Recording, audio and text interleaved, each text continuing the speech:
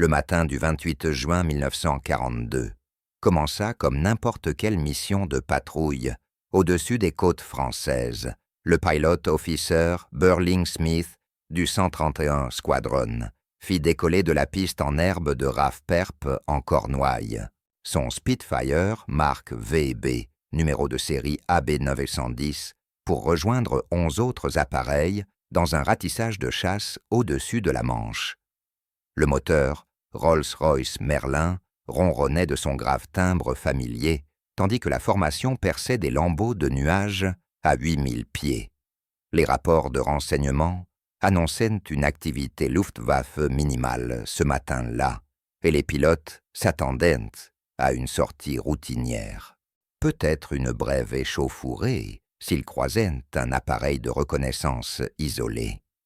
Personne n'imaginait que moins de 90 minutes plus tard, l'un des chasseurs britanniques les mieux gardés tomberait presque intact aux mains de l'ennemi. Les ennuis de Smith commencèrent au-dessus de Cherbourg, lorsqu'un unique obus de canon, tiré par un Focke-Wulf 190 et surgissant du soleil, perça le capot moteur. Le Merlin toussa, cracha une fumée noire, puis se bloqua complètement.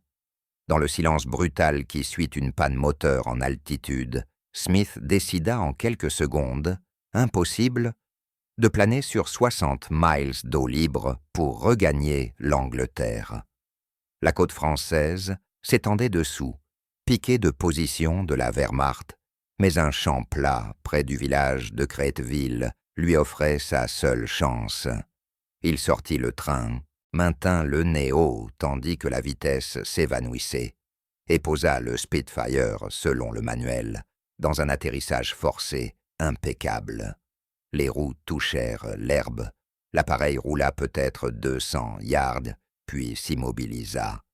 Smith s'extirpa en hâte, s'attendant à incendier la machine avant l'arrivée des troupes allemandes, et saisit son pistolet, very chargé de cartouches incendiaires, procédure standard pour les pilotes abattus. Mais une escouade de la Wehrmacht surgit de la lisière, en quelques secondes, fusil braqué sur sa poitrine.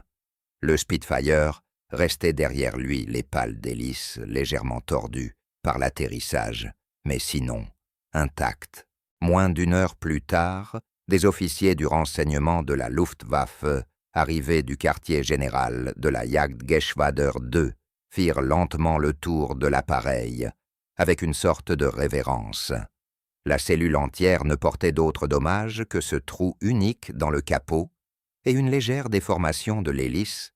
Le train ne s'était pas affaissé, les ailes ne montraient ni plis ni déformation, et même la radio demeurait en place dans son berceau. L'un des officiers passa la main le long du bord d'attaque des ailes elliptiques, sentant les rivets affleurants que les ingénieurs allemands peinaient encore à reproduire en grande série. Un autre se pencha dans le cockpit, notant le collimateur, le cadran des gaz et les roues de compensation, exactement comme les utilisaient les pilotes britanniques au quotidien. Ils avaient déjà capturé des Spitfire carcasses calcinées, fuselages brisés épaves, qui ne révélaient guère plus qu'un métal tordu. Mais cette machine pourrait revoler avec guère plus qu'un changement de moteur et quelques soudures de réparation. La valeur de renseignement était vertigineuse. À la nuit tombée, un porte-engin à plateau bas arriva avec une équipe technique de récupération. On vida le carburant restant, déconnecta les câbles de commande et hissa le Spitfire sur la remorque, à la faveur de l'obscurité, pour éviter les avions de reconnaissance alliés susceptibles de mitrailler ce trophée. Le convoi cahota vers l'est, en direction de l'Allemagne. Smith lui entamait son trajet vers un camp de prisonniers de guerre, sans savoir que son atterrissage forcé venait d'offrir à la Luftwaffe l'examen le plus complet à ce jour du chasseur qu'il avait tant saigné pendant la bataille d'Angleterre. Les Allemands avaient toujours respecté la réputation du Spitfire. Les pilotes, revenant des combats au-dessus du sud de l'Angleterre, parlaient de son rayon de virage serré et de sa vitesse de montée féroce. Les rapports d'essai de Messerschmitt reconnaissaient la supériorité de l'appareil britannique dans certains régimes de vol, mais le respect fondé sur les témoignages de pilotes et des renseignements de seconde main n'avait rien à voir avec le fait de posséder la machine elle-même posée dans un hangar disponible pour une inspection illimitée et des essais en vol détaillés. Lorsque le Spitfire Abwehrwehrsonstens franchit la frontière allemande au début de juillet 1942, le haut commandement de la Luftwaffe donna l'ordre au centre d'essai principal de Rechlin de prioriser son évaluation au-dessus de presque tous les autres projets. On voulait des réponses précises, mesurables, sur la vitesse ascensionnelle, le rayon de virage, le comportement au décrochage, la vitesse maximale en altitude et la vitesse de roulis. Plus encore, on exigeait des vols comparatifs avec les chasseurs allemands de première ligne pour déterminer exactement où le Spitfire dominait et où les appareils allemands pouvaient exploiter des faiblesses. La machine capturée arriva aux installations de Rechlin, près du lac de Müritz, le 4 juillet 1942. Les techniciens la roulèrent dans un hangar gardé, jour et nuit, les sentinelles armées, postés à chaque entrée. Même le personnel de la Luftwaffe non détenteur d'une habilitation top secret se vit refuser l'accès. Le pilote d'essai chargé de cette évaluation était déjà réputé pour être l'un des aviateurs les plus analytiques de l'Allemagne, un homme qui volait avec la précision d'un ingénieur plutôt qu'avec l'agressivité d'un guerrier. Son rapport initial allait soit confirmer les hypothèses de la Luftwaffe sur le Spitfire, soit les anéantir complètement. Le Hauptmann Ralph Pingel fit 3 fois le tour du Spitfire avant même d'y toucher. Il avait combattu sur Bf 109 au-dessus de la France et de la Grande-Bretagne, accumulant 26 victoires confirmées avant que son propre atterrissage forcé en Angleterre ne le conduise à un camp de prisonniers pendant 8 mois. Un échange de prisonniers, au début de 1942, le ramena en Allemagne, et la Luftwaffe l'affecta immédiatement au centre d'essai aéronautique de Rechlin. Son expérience du combat et sa compréhension technique faisaient de lui le candidat idéal pour évaluer les avions alliés capturés.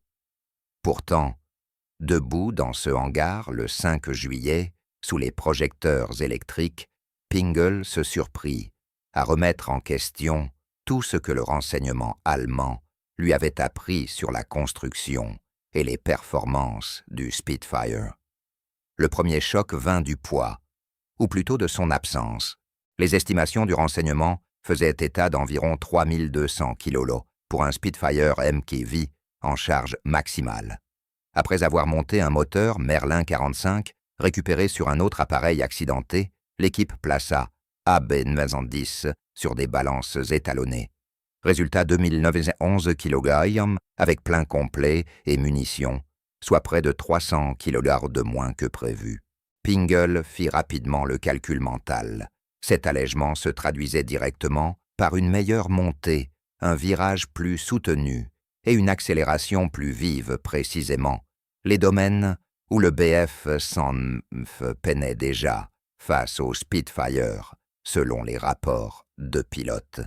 Si le chasseur britannique était réellement plus léger que prévu, les écarts de performance étaient encore pires que redoutés. Il passa ensuite aux ailes. Leur profil elliptique fascinait depuis longtemps les ingénieurs allemands jugés idéal sur le plan aérodynamique, mais trop coûteux à produire. Messerschmitt avait opté pour une aile droite et effilée sur le 109, précisément parce que les courbes complexes exigeaient trop d'outillage et de main-d'œuvre qualifiée. Pourtant, voici un chasseur de série britannique dont les ailes semblaient sculptées plutôt qu'embouties. Pingel fit glisser ses doigts le long de l'intrados, sentant à peine les bosses imperceptibles où affleuraient les rivets. Toute la surface inférieure était plus lisse que tout ce qui sortait des usines allemandes. Il savait par sa formation en aérodynamique que la rugosité de peau influait directement sur la traînée, surtout à grande vitesse, chaque tête de rivet dépassant dans le flux d'air coûtait quelques kilomètres-heure. Les Britanniques avaient manifestement résolu un problème industriel que les ingénieurs allemands jugeaient encore insurmontable à grande échelle. Le cockpit apporta une autre surprise dérangeante. Pingle s'y installa, ajusta le siège et examina le tableau de bord. Tout était disposé logiquement. La manette des gaz tombait naturellement. Sous la main gauche, les roues de compensation à portée immédiate, le viseur de tir parfaitement dans l'axe des yeux. Mais ce qui le stupéfia le plus, ce fut la visibilité. La canopée bulle offrait une vue presque dégagée dans toutes les directions, sauf directement vers l'arrière. Lui qui avait tant volé sur Bf 109F se rappela la sensation de claustrophobie due aux montants épais et à la plaque de blindage arrière qui bloquait la vision, un contraste saisissant. En combat d'aérien, voir l'ennemi le premier comptait souvent davantage que de posséder un appareil légèrement plus rapide ou mieux armé. Si les pilotes britanniques bénéficiaient de cette vue panoramique pendant les duels aériens, alors que les pilotes de la Luftwaffe devaient plisser les yeux à travers des vitrages étroits, cet avantage à lui seul pouvait expliquer pourquoi les Spitfire semblaient surgir de nulle part lors des engagements. L'Oberleutnant Hans Werner Leers, autre pilote d'essai affecté à l'équipe d'évaluation, se concentra sur le système de commande. Il démonta plusieurs panneaux d'inspection et suivit le trajet des câbles reliant le manche et les palonniers aux gouvernes. Les chasseurs allemands utilisèrent une harmonie de commandes rigides avec des efforts importants, aux manches, surtout à grande vitesse. Les Britanniques avaient reconçu quelque chose de totalement différent. Les ailerons répondaient à la simple pression du bout des doigts, même à l'arrêt. Leers tira le manche sur toute sa course, sentant la résistance légère, incroyablement légère. Il appela Pingle et tous deux manipulèrent les commandes, échangeant des regards inquiets. Si les efforts restèrent aussi faibles en vol, le Spitfire pourrait atteindre des vitesses de roulis que les lourds ailerons du Bf 109 ne pourraient jamais égaler. Or, la vitesse de roulis déterminait souvent qui remportait un combat tournoyant, le chasseur capable de changer plus vite de direction d'inclinaison contrôlait l'engagement. L'équipe d'ingénieurs démonta ensuite plusieurs panneaux du fuselage photographiant chaque détail structurel. Ils découvrirent des techniques de construction à peau travaillante, plus avancées que les méthodes allemandes. La peau métallique elle-même supportait les charges aérodynamiques au lieu de reposer sur un treillis interne lourd. Les Britanniques avaient en réalité bâti une structure semi-monocoque volante, allégeant considérablement la cellule, tout en conservant sa solidité. Les appareils allemands, eux, reposaient encore sur une ossature traditionnelle, recouverte de toile ou de métal léger. Le surpoids en résultait, mais les ingénieurs de Messerschmitt et de Focke-Wulf soutenaient que la méthode britannique était trop complexe pour la production de masse. Pourtant, la preuve se tenait sous leurs yeux. Les usines britanniques produisaient en série ces structures sophistiquées, en quantité supérieure à la fabrication allemande de chasseurs. Pingle rédigea ce soir-là son rapport préliminaire d'inspection au sol. Ses conclusions étaient sans détour toutes les hypothèses d'avant-guerre sur la construction du Spitfire étaient fausses. L'appareil se révélait plus léger, plus raffiné, sur le plan aérodynamique, mieux conçu pour l'efficacité du pilote, et plus intelligemment pensé que ne l'avaient estimé les renseignements allemands, et ils n'avaient même pas encore démarré le moteur. Les futurs essais en vol dissiperaient peut-être les inquiétudes allemandes, ou bien confirmeraient que la Luftwaffe affrontait un adversaire encore plus redoutable que celui qui lui avait coûté la bataille d'Angleterre. Les protocoles de sécurité entourant les essais de vol de l'AB910 dépassaient ceux appliqués aux prototypes allemands eux-mêmes. Le Reichsmarschall Göring ordonna personnellement qu'aucune mention du Spitfire capturé ne figure dans une communication écrite en dehors des plus hauts niveaux de commandement. Le commandant de Rechlin établit un périmètre de sécurité autour du hangar d'essai. Des agents de la Gestapo vérifiaient les accréditations de quiconque approchait à moins de 200 mètres. La Luftwaffe craignait que le renseignement allié n'apprenne la capture intacte de l'appareil et ne lance un raid aérien ciblé pour le détruire. Un seul Wellington ou Mosquito, trouvant Rechlin par une nuit claire, aurait pu anéantir des mois de recherche en quelques secondes. La préparation du Spitfire pour le vol exigea 3 semaines de travail minutieux. Le moteur Merlin de remplacement, extrait d'un marque mince écrasé en France, dut être entièrement démonté, inspecté et testé avant son installation. Les techniciens allemands connaissaient mal les moteurs Rolls-Royce et le système de compresseur à 2 étages du Merlin différait profondément des unités plus simples montées sur les moteurs Daimler-Benz. Chaque composant devait être vérifié. Le circuit de refroidissement utilisait un mélange de glycol légèrement différent des spécifications allemandes et le calage de l'allumage devait être réglé avec une précision absolue selon les manuels techniques britanniques capturés séparément. Même l'hélice posa des difficultés. Le système à pas variable de Havilland fonctionnant sur des principes hydrauliques parut aux ingénieurs allemands inutilement complexe comparé à leurs propres dispositifs électriques de régulation d'hélice. La peinture de l'appareil provoqua un vif débat parmi les officiers du renseignement.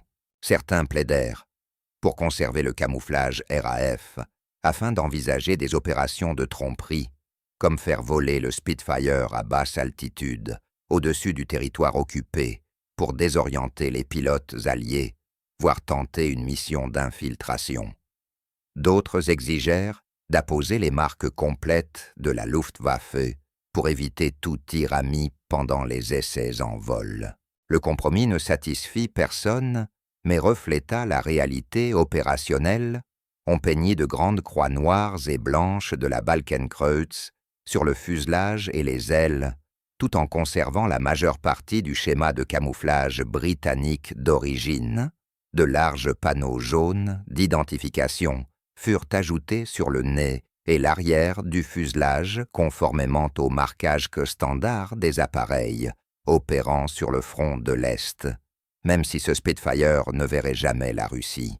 Les équipes au sol tracèrent également un 14 blanc sur les flancs, désignant l'avion comme appartenant à l'inventaire d'essai de Rechlin. Son apparence hybride semblait étrange, un symbole visuel d'une identité confuse, l'ingénierie britannique portant les insignes allemands. Le carburant posa un autre problème inattendu. Le moteur Merlin avait été conçu pour fonctionner avec de l'essence d'aviation à 100 d'octane, un carburant que la Grande-Bretagne recevait en abondance des raffineries américaines. L'Allemagne dépendante de sa production synthétique et des réserves limitées de pétrole brut bombardées par les Alliés peinait à produire régulièrement du carburant, atteignant 87 octanes. Le carburant allemand de la plus haute qualité, le C3, culminait à 96 octanes, proche mais non identique aux exigences du Merlin. Les ingénieurs calculèrent qu'utiliser du C3 réduirait les performances du moteur de 3 à 4%, en particulier la pression de suralimentation maximale en altitude. Cela signifiait que les résultats des essais sous-estimaient en réalité les véritables capacités du Spitfire. Lorsque Pingle l'apprit, Il insista pour que cette disparité soit signalée clairement dans tous les rapports.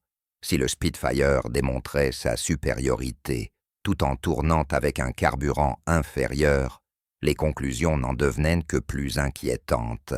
Le choix des pilotes d'essai fut également étudié avec soin.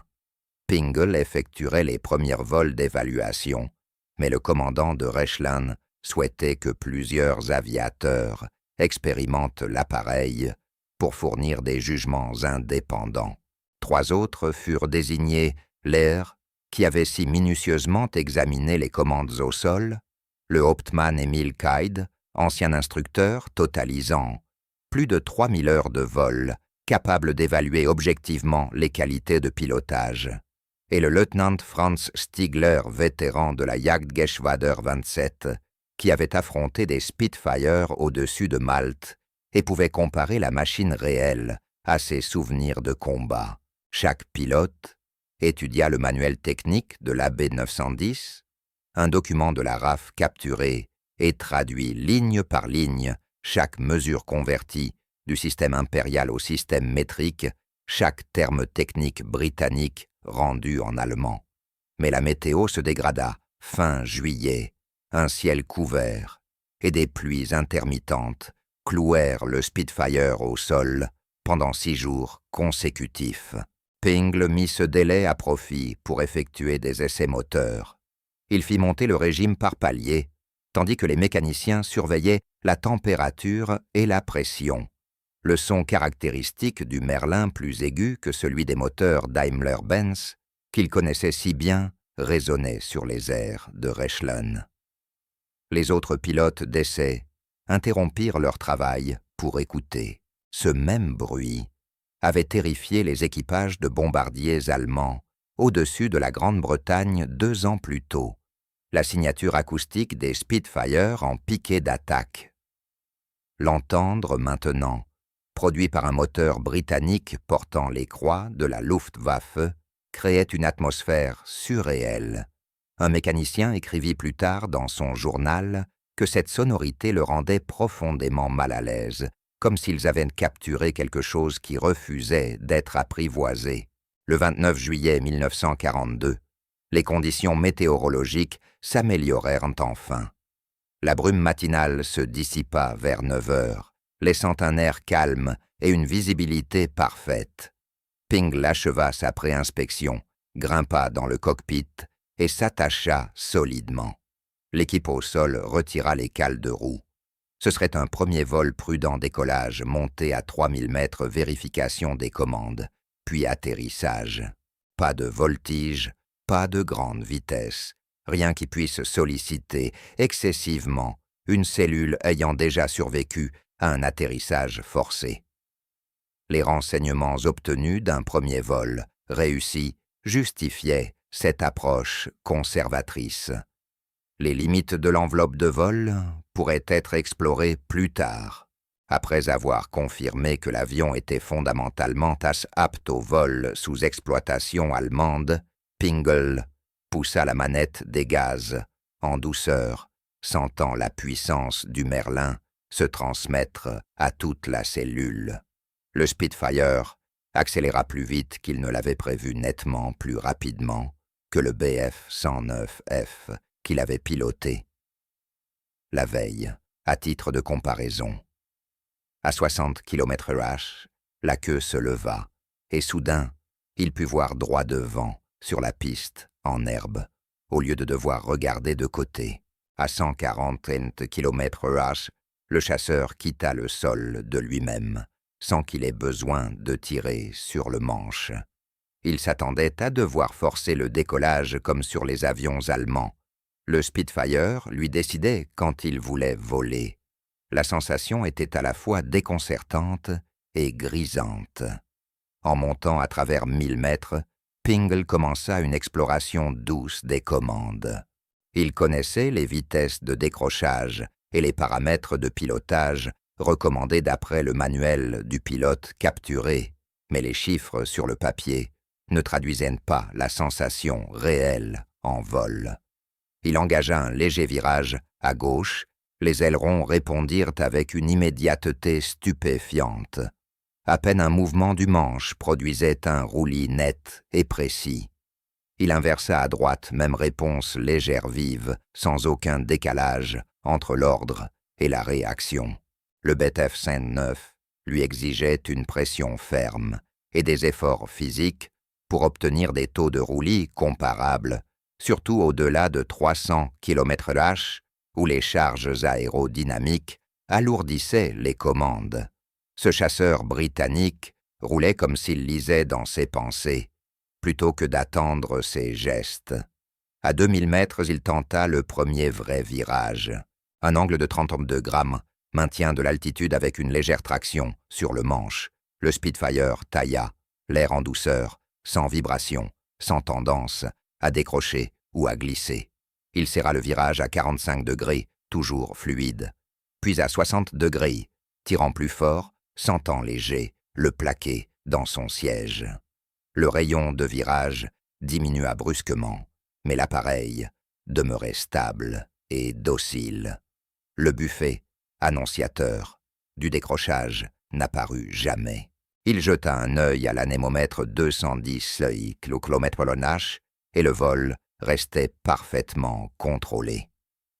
Les chasseurs Yamossens allemands à ses angles et vitesses auraient tremblé, protesté, réclamé des corrections constantes pour éviter une vrille. Quelque chose d'autre attira son attention. La réponse de la profondeur s'accordait parfaitement avec celle des ailerons. Aucune commande ne dominait l'autre, tout semblait fonctionner en harmonie naturelle. Les avions allemands présentaient souvent un déséquilibre subtil, profondeur plus lourde qu'aileron, ou l'inverse que les pilotes compensaient inconsciemment.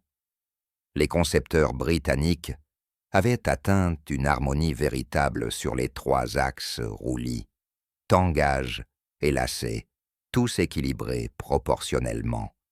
L'effet psychologique fut profond. Pingle réalisa qu'il ne luttait pas contre l'appareil, ne gérait aucun caprice, il pensait simplement à une direction, et le Spitfire y allait. Voilà donc ce que signifiaient les rapports alliés, parlant de la nature pardonneuse et intuitive du Spitfire. Montant à 3000 mètres, il tenta quelques manœuvres verticales, un demi-looping monté et passage inversé au sommet, avant de redescendre. Le carburateur du Merlin sensible au G négatif s'étouffa brièvement au sommet, exactement comme l'indiquait le manuel technique, provoquant un toussement momentané, puis reprit aussitôt dès que les G positifs furent rétablis. Les chasseurs allemands utilisaient des systèmes d'injection de carburant qui éliminaient ce problème, mais la faiblesse du carburateur du Merlin semblait n'être qu'un désagrément mineur, pas une véritable limitation au combat. Les pilotes pouvaient simplement se mettre sur le dos avant de tirer sur le manche, maintenant ainsi des forces positives tout au long de la manœuvre. Ce qui impressionna Pingle bien davantage que cette petite faiblesse fut la vitesse ascensionnelle du Spitfire. Pendant la phase initiale du looping, l'appareil montait avec une agressivité étonnante, convertissant sa vitesse en altitude avec une efficacité remarquable. La réponse du moteur méritait une attention particulière.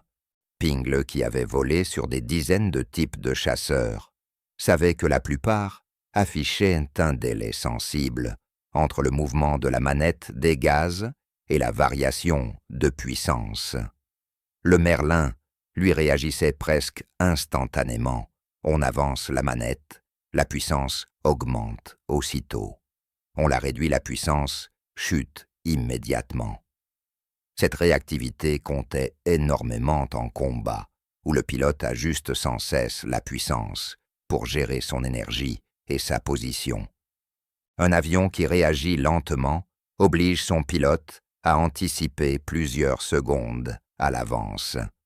Le Spitfire, au contraire, permettait de réagir en temps réel à une situation tactique changeante.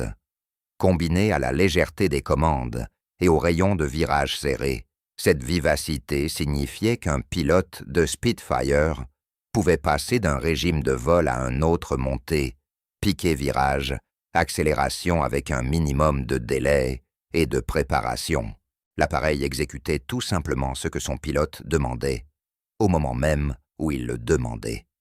Pingle releva ensuite brusquement le nez, laissant chuter la vitesse pour explorer le décrochage. L'indicateur de vitesse descendit 180, 160, 140, 120 km/h. L'avion commença à vibrer légèrement, avertissement clair. À 110 km/h, le nez s'abaissa enfin un décrochage doux et prévisible.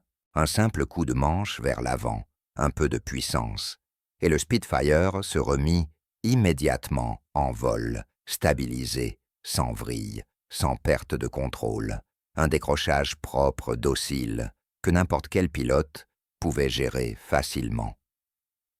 Les avions d'entraînement allemands montraient souvent un décrochage brutal, destiné à inculquer aux élèves le respect des limites aérodynamiques. Le Spitfire lui permettait aux pilotes de combat de voler jusqu'à la limite, sans craindre de perdre la maîtrise. Après 40 minutes durée prévue pour ce premier vol, Pingle retourna vers Rechlin et prépara son atterrissage. La vitesse d'approche lui sembla basse, moins de 150 km/h, lui laissant tout le temps d'ajuster sa trajectoire vers la piste en herbe. La visibilité par-dessus le nez restait excellente, malgré la configuration à roulette de queue. Le toucher fut doux, l'appareil se posant sans rebondir ni flotter. Il roula jusqu'à l'arrêt et coupa le moteur. L'équipe au sol se précipita, tandis que Pingle restait quelques secondes, silencieux, dans le cockpit digérant ce qu'il venait de vivre. Puis il descendit et se dirigea directement vers le bureau des opérations, sans dire un mot. Son rapport préliminaire de vol lui prit 3 heures à rédiger et se termina par une phrase qui fit l'effet d'une bombe au haut commandement de la Luftwaffe. Cet appareil est supérieur au Bf-109F dans tous les paramètres de combat pertinents, à l'exception de la vitesse maximale au-dessus de 6000 mètres. Les essais comparatifs débutèrent le 3 août 1942. Les meilleurs pilotes d'essais de Rechlin se relayèrent aux commandes du Spitfire capturé et des chasseurs de première ligne de la Luftwaffe. La méthodologie rigoureuse et scientifique comprenait des montées chronométrées, à des altitudes définies, des mesures précises du rayon de virage, à différentes vitesses, des accélérations chronométrées entre croisière et vitesse maximale, ainsi que des combats simulés, filmés par caméras embarquées. Chaque test fut répété plusieurs fois, afin d'éliminer les anomalies et d'obtenir des données cohérentes. La Luftwaffe voulait des preuves chiffrées, non des impressions subjectives, même si, comme on allait le constater, tous les pilotes allaient partager le même verdict quel que soit celui qui tenait le manche. La première confrontation directe opposa l'AB910 à un Bf-109 F4 principal chasseur allemand de mi-1942. Pingle prit place dans le Spitfire, tandis que Lers pilotait le Messerschmitt. Les deux avions décollèrent simultanément et montèrent à 5000 mètres avant de débuter l'engagement. Le protocole d'essai prévoyait un départ neutre. Les deux chasseurs volaient parallèlement à vitesse de croisière avant d'engager le combat tournoyant au signal. À l'ordre donné, les deux pilotes virèrent brutalement l'un vers l'autre. En moins de 2 tours complets, Pingle parvint à placer le Spitfire dans la queue de Leyers. Les images de la caméra de tir montraient le Bf-109 s'efforçant désespérément de tourner plus serré que le chasseur britannique, mais la géométrie demeurait sans issue. Le rayon de virage plus court du Spitfire signifiait qu'à chaque rotation de 360 degrés, il se rapprochait davantage d'une position de tir. Après 6 tours, la seule option de Leyers fut de plonger à plein régime, tentant d'utiliser la meilleure accélération en piqué du Bf I-109 pour rompre le contact. Ils répétèrent l'exercice 5 fois, avec des positions de départ différentes. Le résultat ne varia que par la durée de survie du Bf I-109, avant que le Spitfire n'obtienne un kill théorique. Dans un combat tournoyant horizontal, le chasseur allemand était simplement surclassé. Les données confirmèrent ce que les rapports de combat suggéraient déjà. Un pilote de Spitfire discipliné, restant dans le plan horizontal, vainquait presque à coup sûr un pilote de Bf 109 de compétences égales. Les commentaires post-vol de Leers furent professionnels, sobres, mais dévastateurs.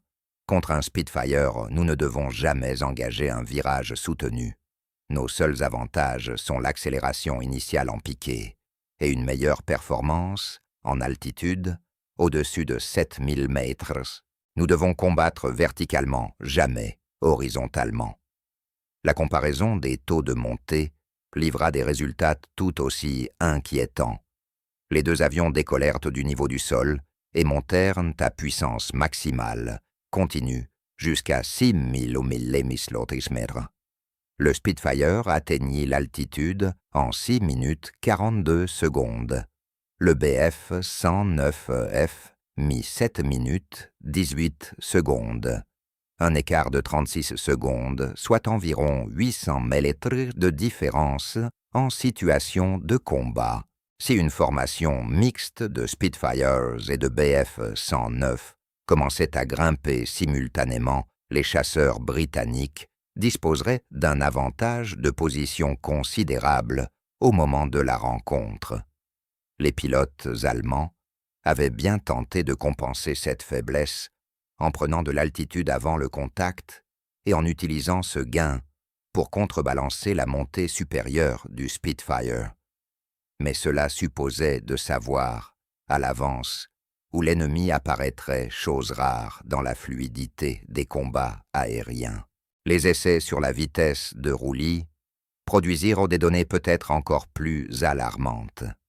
Les ingénieurs fixèrent des caméras à grande vitesse pour chronométrer le temps nécessaire à chaque appareil pour effectuer un roulis complet à 360 degrés à différentes vitesses. À 400 km/h, une vitesse de combat typique, le Spitfire réalisait le roulis en 1,8 secondes. Le Bf 109F lui demandait 2,4 secondes. Cet écart de 6 dixièmes de seconde, insignifiant sur le papier, décidait en réalité qui pouvait inverser son inclinaison assez vite pour suivre un adversaire manœuvrant.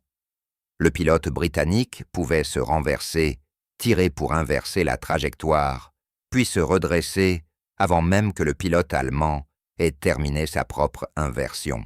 Cette seule caractéristique expliquait pourquoi les pilotes chevronnés de la Luftwaffe disaient se sentir constamment en retard sur l'énergie face au Spitfire. Ils volaient sur une machine réagissant un instant trop lentement à chaque commande. Le Spitfire capturé affronta ensuite le Focke-Wulf FW-190A3, entré en service quelques mois plus tôt. Les pilotes allemands considéraient le FW-190 comme clairement supérieur au Bf-109, à bien des égards, meilleure vitesse de roulis armement, plus lourd, comportement à haute vitesse, exemplaire. On pensait que ce nouveau chasseur égalerait ou dépasserait le Spitfire. Stigler prit place dans le FW-190, tandis que Caïd pilotait le Spitfire. Le duel commença, comme les précédents départs. Neutre virage frontal, combat tournoyant. Le FW-190 se montra meilleur que le Messerschmitt. Dans un premier temps, son excellent roulis permit à Stigler de contre-manœuvrer rapidement pour suivre Caïd. Mais après 3 tours complets, le Spitfire se retrouva encore une fois en position de tir. Son rayon de virage légèrement plus serré finit par compenser l'avantage de roulis allemand. Cependant, le FW-190 démontra une supériorité évidente dans d'autres domaines. Ses performances en piqué dépassaient largement celles du Spitfire et du Bf-109, le rendant redoutable dans les attaques plongeantes. En vol horizontal au-dessus de 5000 mm, le Focke-Wulf FW-190 a été plus rapide d'environ 25 km/h. Le chasseur allemand disposait aussi d'un armement bien plus lourd, 4 canons de 20 mm plus, 2 mitrailleuses contre, sur le Spitfire testé, 2 canons et 4 mitrailleuses. Lors d'une passe de tir unique, le FW-190 projetait donc presque le double de la cadence de projectile. Cela suggérait des solutions tactiques claires. Les pilotes de FW-190 devaient éviter complètement les engagements tournoyants et utiliser plutôt la vitesse et les attaques en piqué, engager les Spitfire à leurs conditions, puis rompre le contact avant que l'appareil britannique ne parvienne à imposer un duel horizontal. L'équipe d'essai compara ensuite le Spitfire au Bf-109G, qui commençait tout juste à arriver en unité. La variante Gustav embarquait un moteur plus puissant que la version F, Friedrich, et les ingénieurs espéraient ainsi réduire l'écart de performance. Les résultats furent mitigés, mais au bout du compte décevants. Le Bf-109G grimpait légèrement plus vite que le Spitfire, sous 4000 mm, mais au-dessus de cette altitude, l'avantage revenait aux chasseurs britanniques. La supériorité en virage resta nettement du côté du Spitfire. L'armement accru et le moteur renforcé du Gustav se payaient par une pénalité de poids, aggravant des caractéristiques de maniabilité déjà marginales. L'évaluation de Pingel fut sans détour. Le 109G représente certes une amélioration par rapport au Friedrich en termes d'armement et de montée, mais il demeure inférieur au Spitfire dans le combat tournoyant qui domine les engagements sous 6000 mm. Les données d'essai exhaustives atterrirent sur les bureaux du haut commandement de la Luftwaffe à la fin d'août 1942, accompagnées d'images de caméras de tir rendant visuellement flagrantes les différences de performance. Les officiers supérieurs se réunirent pour visionner des films montrant le Spitfire capturé, dépassant systématiquement chaque type de chasseur allemand. Les implications allaient bien au-delà d'un simple hommage au savoir-faire britannique. Ces conclusions imposaient des révisions tactiques immédiates, des modifications des programmes de formation et des changements de doctrine opérationnelle pour toutes les unités de chasse de la Norvège à l'Afrique du Nord. La Luftwaffe avait passé 3 ans à développer des tactiques, en partie fondées sur des hypothèses concernant les capacités du Spitfire, des hypothèses désormais dangereusement erronées. Le général Adolf Galland reçut le rapport complet de Rechlan le 27 août. Commandant chevronné des unités de chasse depuis la bataille d'Angleterre, il savait ce qu'était d'un Spitfire en combat, mais les données mesurées le choquèrent. Lui aussi, l'écart de rayon de virage était pire que ce que les pilotes avaient estimé l'avantage de roulis plus marqué et le différentiel de montée plus large. Il convoqua immédiatement une conférence de commandants pour définir des réponses tactiques. La réunion dura 2 jours et donna lieu à un manuel de combat aérien révisé, diffusé à toutes les unités au milieu de septembre. La nouvelle doctrine reconnaissait des vérités inconfortables et imposait des approches précises pour compenser les désavantages mesurés des chasseurs allemands. Le principe central fut simple et brutal, ne jamais combattre le Spitfire selon ses propres termes. Les pilotes allemands se virent explicitement interdire d'entrer dans des combats tournoyants, soutenus, sauf s'ils disposaient d'une supériorité numérique écrasante. Le manuel le formulait sans ambages: un Spitfire tournera mieux que n'importe quel chasseur de la Luftwaffe en service. les pilotes qui tenteraient le combat tournoyant contre un nombre égal ou supérieur de Spitfires seraient abattus. À la place, les chasseurs allemands devaient exploiter sans pitié leurs avantages spécifiques. Le Befehl 109 utiliserait sa meilleure performance en haute altitude et ses caractéristiques de piqué, attaquer depuis le haut, faire une passe de tir et plonger pour rompre, tandis que le FWT 190 s'appuierait de la même façon sur la vitesse et les attaques plongeantes, ne ralentissant jamais suffisamment pour laisser un Spitfire imposer un duel horizontal. Les programmes de formation furent profondément modifiés dans les écoles de pilotage de la Luftwaffe. Les jeunes pilotes, qui apprenaient jadis les techniques classiques du dogfight, comment tourner à l'intérieur d'un adversaire, comment mener une cible, comment gérer l'énergie dans un engagement tourbillonnant, virent maintenant l'accent déplacé, on enseigna moins le virage serré, et davantage les tactiques verticales, boom and zoom, la gestion de l'altitude et la capacité à frapper puis s'extraire rapidement.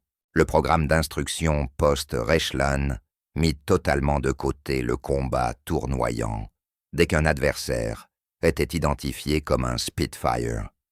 À la place, les instructeurs formèrent intensivement les élèves à la tactique du boom and zoom.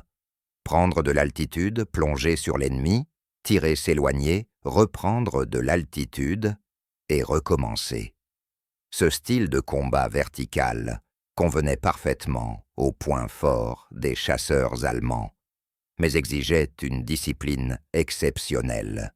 Les pilotes inexpérimentés avaient tendance à suivre instinctivement un adversaire endommagé en virant derrière lui, un réflexe souvent fatal si l'avion en fuite était un Spitfire feignant la vulnérabilité. Les résultats de Reichlan influencèrent également les priorités de développement des chasseurs allemands. Les ingénieurs de Focke-Wulf et Messerschmitt reçurent pour consigne explicite de favoriser la vitesse et la montée dans les versions futures, même au détriment de la maniabilité en virage. La logique était pragmatique. Jamais un chasseur allemand ne pourrait tourner mieux qu'un Spitfire par de simples améliorations progressives. Chercher à rivaliser sur ce terrain revenait à gaspiller des ressources. Mieux valait renforcer les qualités où les appareils allemands avaient déjà l'avantage, élargir ces écarts pour offrir aux pilotes des options tactiques plus nettes. Cette philosophie marqua les conceptions ultérieures, comme les versions Bf 109K ou le TA 152, optimisées pour l'interception en haute altitude, plutôt que pour le combat tournoyant à basse altitude. La collecte de renseignements prit alors une importance nouvelle. Si une seule version du Spitfire pouvait afficher un tel niveau de supériorité que pourraient accomplir les versions suivantes, on savait que la RAF développait sans relâche de nouveaux modèles. Le rapport final de Reichlan soulignait explicitement que le Mark VB capturé ne représentait que le milieu de l'évolution du Spitfire, non son sommet. Les ingénieurs britanniques travaillaient certainement déjà sur des moteurs plus puissants, une aérodynamique améliorée et un armement renforcé. Le renseignement de la Luftwaffe reçut donc l'ordre de prioriser la surveillance du programme Spitfire, avec une attention particulière aux variantes équipées du moteur Griffon, dont on murmurait qu'elles pourraient rendre les chasseurs allemands totalement obsolètes. Chaque document capturé, chaque pilote britannique interrogé, chaque rapport d'agent en Angleterre fut scruté à la recherche d'indices sur les futures capacités du Spitfire. Le changement doctrinal ne fut pas uniquement défensif. Les commandants allemands comprirent que connaître les rares faiblesses du Spitfire permettait d'en tirer parti offensivement. Les tests de Reichlan avaient mis en évidence la limite du carburateur, du moteur Merlin. Sujet négatif, toujours non résolu, sur le Mark VB. Un pilote de Spitfire, qui poussait le manche vers l'avant, voyait son moteur s'étouffer brièvement. Les pilotes de la Luftwaffe furent instruits d'exploiter cette faille. Si un Spitfire poursuivait un chasseur allemand en plongée, il pousserait instinctivement, poursuivre provoquant cette coupure de moteur. Ce fraction de seconde pouvait suffire au pilote allemand pour s'échapper ou renverser la situation. C'était un mince avantage, mais la guerre aérienne se gagnait souvent par l'accumulation de marges infimes. Les tactiques de formation évoluèrent elles aussi. La doctrine d'avant-guerre favorisait des formations serrées, maximisant la puissance de feu défensive, mais limitant la manœuvrabilité individuelle. Face au Spitfire, cela s'avéra suicidaire. Une formation rigide jouait directement sur les points forts britanniques. La doctrine révisée imposa des formations plus lâches, avec un espacement accru, permettant à chaque pilote une liberté de manœuvre indépendante. La formation en schwarm de 4 appareils fut conservée, mais avec une séparation verticale élargie. Ainsi, si la paire inférieure s'engageait dans un combat tournoyant contre des Spitfire, la paire supérieure pouvait plonger pour une attaque en piqué. On sacrifiait une partie de la cohésion, mais on reconnaissait la réalité. Mieux valait la flexibilité tactique que la rigidité de groupe. Les unités de chasse, opérant dans différents théâtres d'opération, reçurent enfin des directives adaptées aux conditions locales, chaque front ajustant sa doctrine selon l'altitude, la température et la qualité des adversaires rencontrés. Dans la Méditerranée, où les combats se déroulaient généralement sous 4000 mm dans un air chaud, qui dégradait les performances moteurs, les Spitfire disposaient de l'avantage maximal. Les chasseurs allemands, opérant en Afrique du Nord et en Sicile, reçurent l'ordre d'éviter l'engagement, sauf s'ils détenaient une supériorité positionnelle décisive. Sur le front de l'Est, où les appareils soviétiques manquaient en général de la sophistication des Spitfire, ces changements tactiques eurent moins d'impact. Toutefois, les commandants intégrèrent les leçons issues des essais de Rechlin pour l'Europe de l'Ouest, où les escadrons de Spitfire de la RAF dominaient. Les chasseurs de la Luftwaffe prirent de plus en plus un rôle purement défensif, interceptant les formations de bombardiers plutôt que de rechercher des affrontements de chasseurs. L'impact psychologique fut profond. En quelques mois après les essais de Rechlin, les pilotes de chasse allemands en vinrent à percevoir la rencontre avec un Spitfire comme une nécessité dangereuse à éviter quand c'était possible, plutôt que comme une opportunité de victoire. La carrière d'AB910 sous contrôle allemand se prolongea durant l'automne et l'hiver 1942, mais son rôle bascula du pur essai vers la tromperie opérationnelle et la formation spécialisée. La Luftwaffe reconnut qu'au-delà de l'évaluation technique, posséder un Spitfire volant offrait des possibilités stratégiques, opérations psychologiques, familiarisation des pilotes et affinage des tactiques de combat. Chaque vol demeurait cependant risqué. Une seule panne catastrophique aurait détruit cet actif de renseignement irremplaçable et mis fin au programme qui en dépendait. Pendant septembre et octobre, des pilotes sélectionnés des unités de première ligne tournèrent par Rechlin pour ce qu'on nommait pudiquement des entraînements de familiarisation. Chaque pilote passait plusieurs heures à examiner AB910 au sol avant d'enchaîner un vol d'environ 30 minutes. L'objectif était simple: permettre aux pilotes qui allaient affronter des Spitfire régulièrement d'expérimenter l'avion depuis l'intérieur du cockpit. Ces vols fournissaient autant une préparation psychologique que des enseignements tactiques. Les pilotes allemands, qui n'avaient affronté que des Spitfire en combat, développèrent souvent un respect d'exagéré proche de la peur face aux capacités britanniques. Voler réellement la machine la démystifiait quelque peu. Oui, c'était un appareil exceptionnel, mais non, il n'était pas surnaturel. Il possédait des limites, des particularités et des vulnérabilités qu'un pilote averti pouvait exploiter. La Luftwaffe utilisa également AB-10 pour des interceptions d'entraînement, aidant les pilotes à reconnaître et contrer les tactiques des Spitfire. Une mission type voyait AB-910 décoller et voler des schémas défensifs, tandis que des Bf-119 ou des FOW-190 tentaient de l'intercepter. L'exercice inversait la dynamique habituelle et permit aux Allemands de pratiquer des tactiques offensives contre un vrai Spitfire. Les pilotes apprenaient à repérer le moment précis où le rayon de virage serré du Spitfire risquait de les enfermer dans un engagement perdant, développant ainsi l'instinct de se désengager avant d'atteindre ce point. Ils s'exerçaient au timing, au dixième de seconde, nécessaire pour plonger hors de portée d'un Spitfire poursuivant avant que celui-ci n'aligne une solution de tir.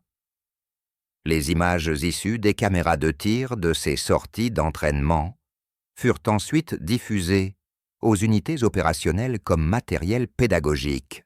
Des services de renseignement proposèrent d'utiliser AB-910 pour des opérations de pénétration au-dessus de la Grande-Bretagne, faire voler le Spitfire à très basse altitude pour infiltrer l'espace aérien britannique, photographier des installations ou déposer des agents. Les plans atteignirent un stade avancé avant que des voies plus prudentes ne l'emportent.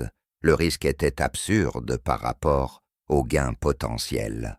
Les chasseurs de la RAF auraient probablement identifié AB-910 comme hostile malgré son profil de Spitfire, car tout appareil, approchant depuis l'Europe occupée, était présumé ennemi.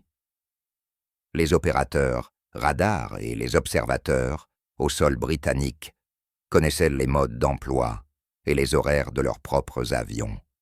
Un Spitfire isolé et inattendu déclencherait une enquête et une interception probable. Même si une telle mission réussissait une fois, l'appareil serait presque sûrement perdu, mettant fin à tous les programmes de recherche en cours. La proposition fut discrètement abandonnée, bien qu'elle ressurgît périodiquement lorsque certains officiers du renseignement imaginaient de nouvelles missions de pénétration vitales. Le Spitfire servit aussi à des usages moins glorieux, mais bien plus pratiques. Les ingénieurs l'employèrent intensivement pour tester du matériel britannique, capturer radio, viseurs de tir système, d'oxygène, voire munitions. Chaque fois que les forces allemandes récupéraient un équipement de la RAF sur un site de crash, les techniciens devaient comprendre comment il fonctionnait et s'il offrait des avantages sur les équivalents allemands. Disposer d'un Spitfire en état de vol permettait d'installer ces composants dans leurs cellules d'origine et de les évaluer en conditions réelles, plutôt que de se limiter à des essais de laboratoire. Ainsi, un viseur gyroscopique britannique, marque Dust, récupéré d'un Hurricane abattu, fut monté sur AB-910 et testé en vol contre des cibles manœuvrantes. Les pilotes allemands le trouvèrent légèrement supérieur au viseur à réflexion de la Luftwaffe pour les tirs à forte déflexion, ce qui accéléra le développement de viseurs gyroscopiques allemands. Au début de 1943, AB-910 totalisait environ 80 heures de vol sous exploitation allemande. La cellule montrait des signes de fatigue non catastrophiques, mais préoccupants. Le moteur Merlin de remplacement n'avait jamais été révisé correctement. Il avait été assemblé à partir de pièces de plusieurs appareils accidentés. La consommation d'huile augmentait les températures. Des culasses dépassaient les limites prévues, et le train d'atterrissage avait développé une inquiétante tendance à se bloquer partiellement à la rentrée, nécessitant un pompage manuel pour se loger complètement. Chaque vol comportait désormais un risque mécanique croissant.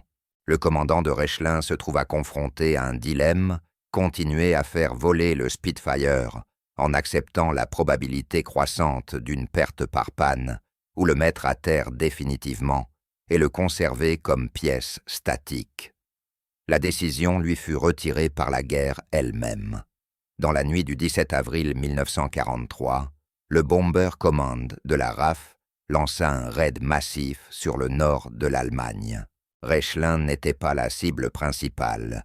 Les objectifs se trouvaient autour de Berlin, mais plusieurs bombardiers endommagés par la DCA et désorientés par les nuages larguèrent leurs bombes au hasard en tentant de regagner la côte. Une série tomba sur la zone de dispersion de Rechlin. AB910 se trouvait dans un hangar supposément sûr, mais une bombe de 500 livres perça le toit et explosa à 15 mètres de l'avion. L'onde de choc effondra le fuselage, brisa la verrière et arracha l'aile gauche. Des éclats criblaient le moteur Merlin. Quand la poussière retomba, le Spitfire restait reconnaissable, mais il ne volerait plus jamais. Les photographes allemands documentèrent méticuleusement les débris et les techniciens récupérèrent chaque composant exploitable. Le moteur fut envoyé chez Daimler-Benz pour un démontage complet et une étude technique approfondie.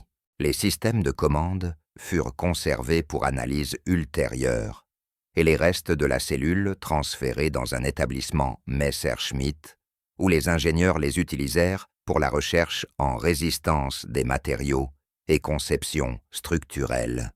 Même détruit, le Spitfire capturé continua de servir les besoins du renseignement technique de la Luftwaffe.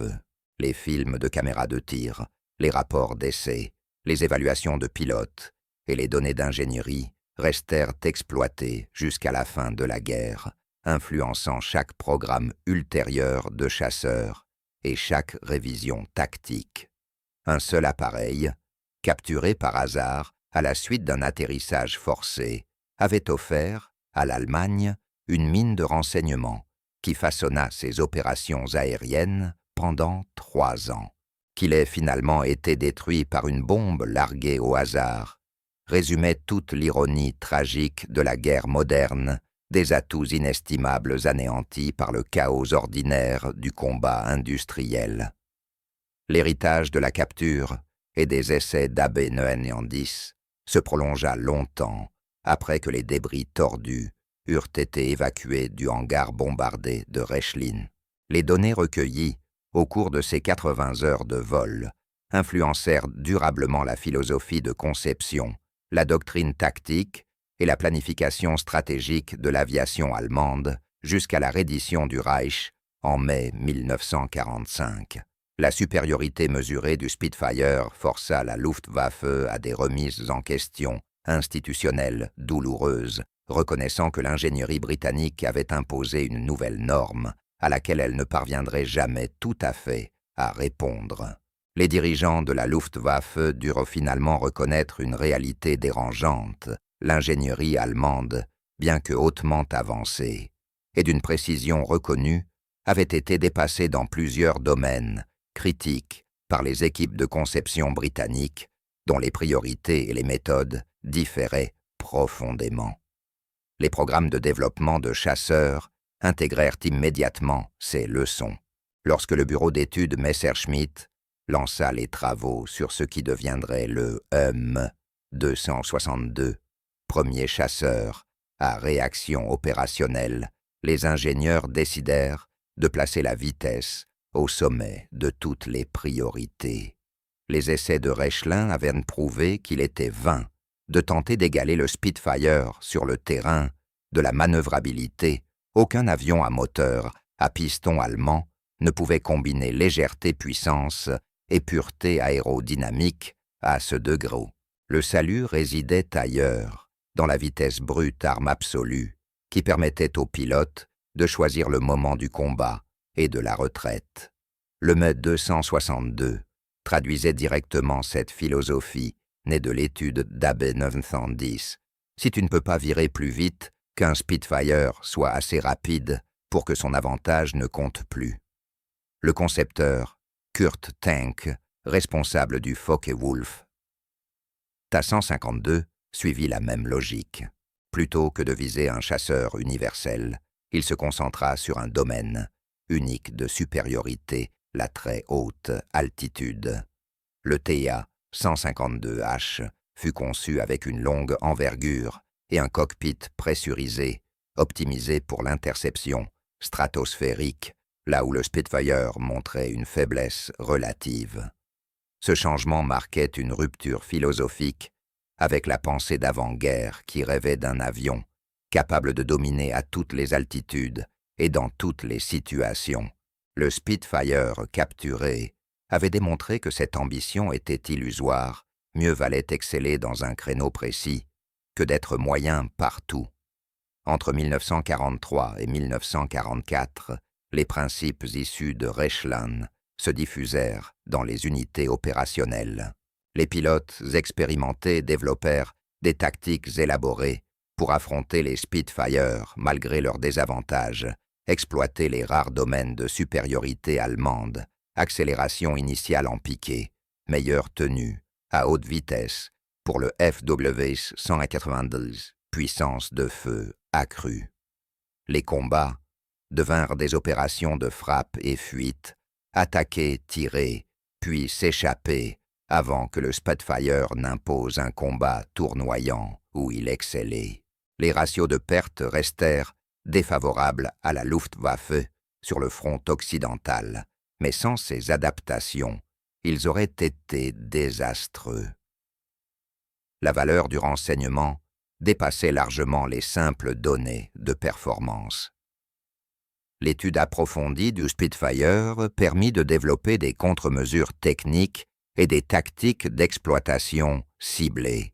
Par exemple, l'analyse du système d'identification britannique IFF installé sur AB 910 permit au renseignement radio allemand de mieux repérer et suivre les formations de la RAF.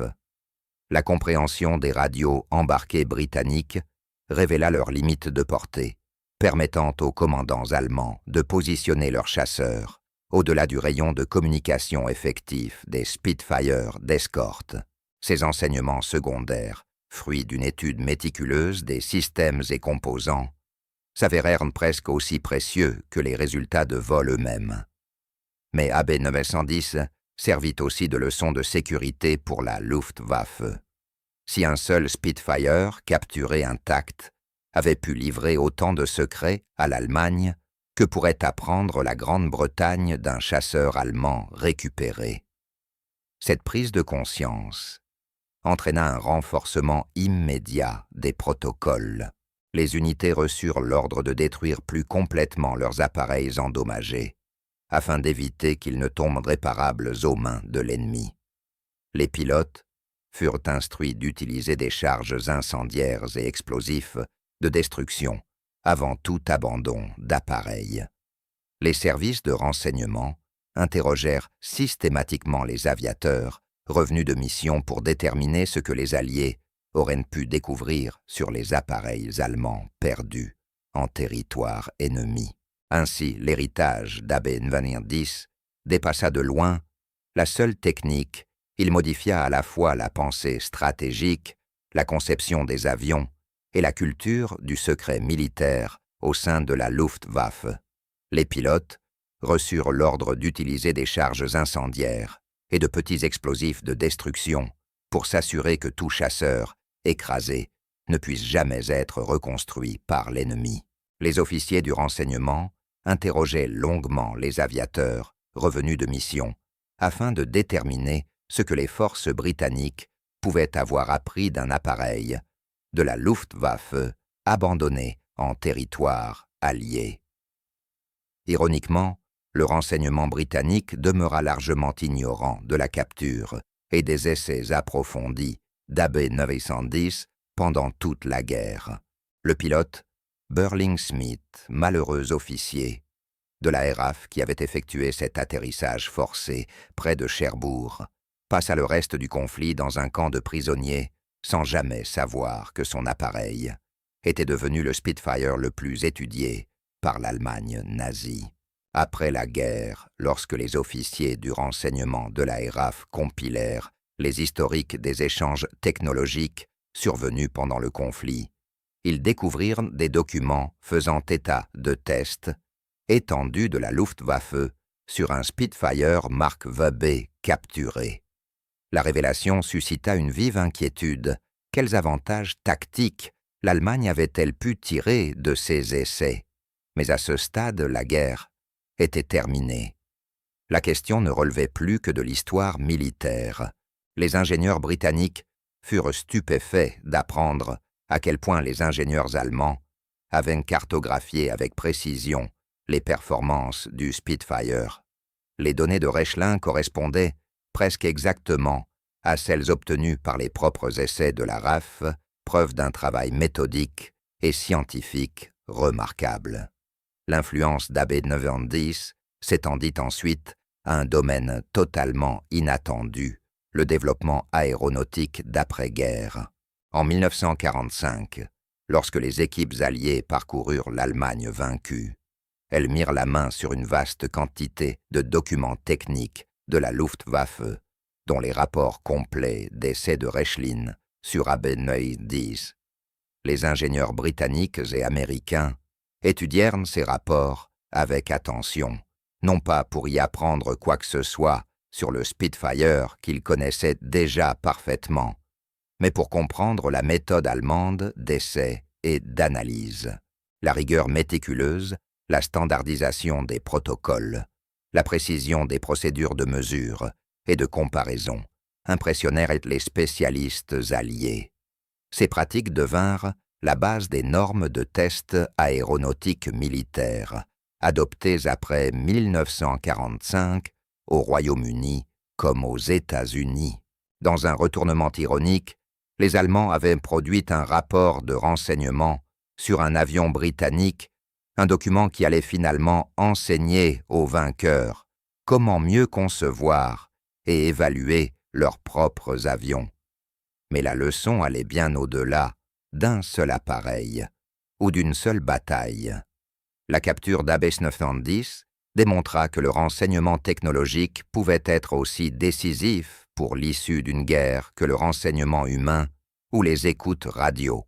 Une machine intacte, étudiée méthodiquement, pouvait influencer la doctrine, la conception et le développement d'une force aérienne entière pendant des années. Ce principe dépassait largement le cadre des avions de chasse.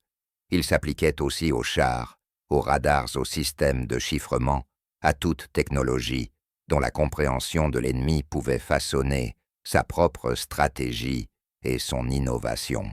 Les services de renseignement militaire modernes font encore remonter certaines de leurs méthodes à ces programmes de la Seconde Guerre mondiale, comme l'évaluation de Rechlin des appareils capturés. Ainsi, le hasard d'un atterrissage forcé en France occupée donna naissance à l'un des épisodes les plus influents de l'histoire de l'aviation.